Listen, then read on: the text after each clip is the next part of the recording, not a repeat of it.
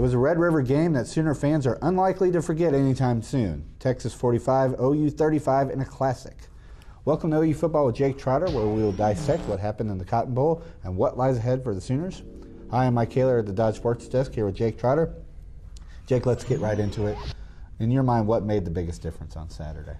Well, a lot of big plays. There were a lot of things I think that hurt OU. First of all, the kickoff return for a touchdown completely swung momentum around because Oklahoma was dominating the game up to that point. I think they were up 14-3 and became a ball game after that. Another key thing was OU was unable to run the ball when they needed to in the second half. They had a couple third downs that they couldn't get.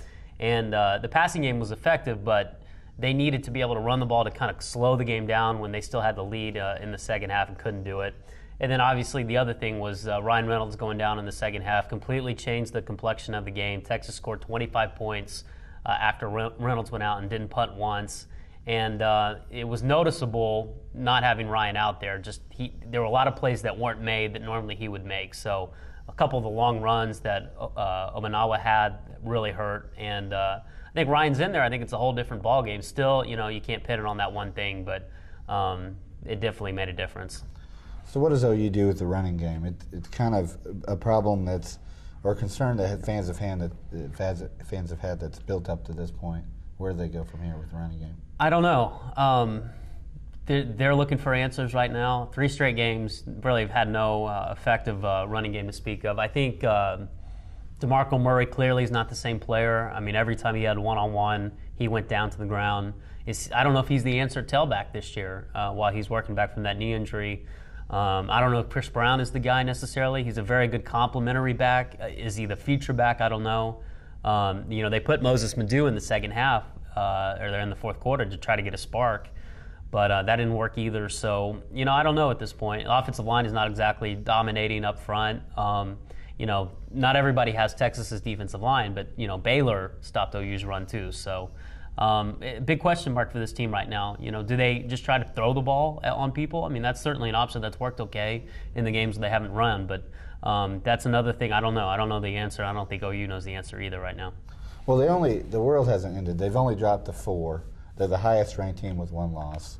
Talk a little bit about what they have to do to kind of get back in going back to the Big 12 championship game and being in the BCS title. Well, in 2 weeks, they could be the AP #1 team again. We saw the weekend where Georgia and USC both lost, how quickly things can change. Things changed this past weekend with Missouri and OU losing, LSU losing at Florida too.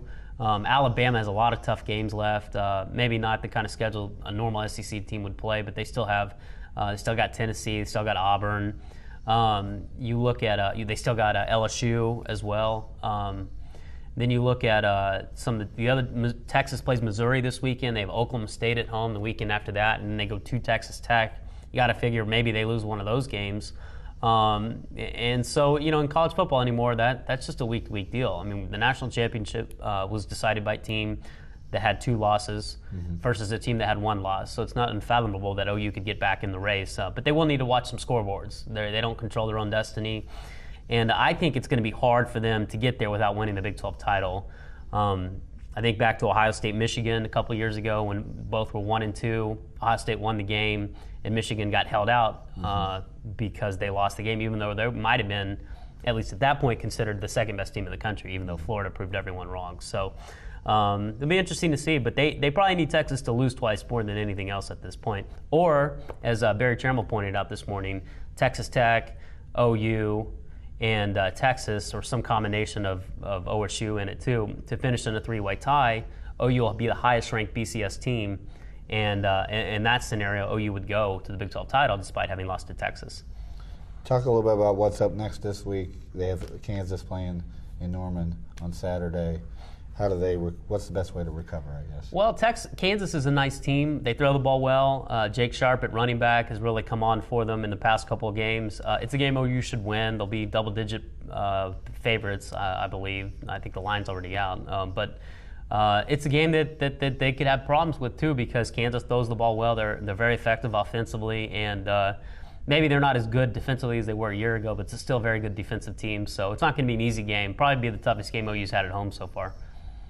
Alrighty, thanks, Jake. We'll keep you up with all the news and analysis of OU football for the rest of the season at newsok.com, newsok.tv, and every day in the Oklahoman.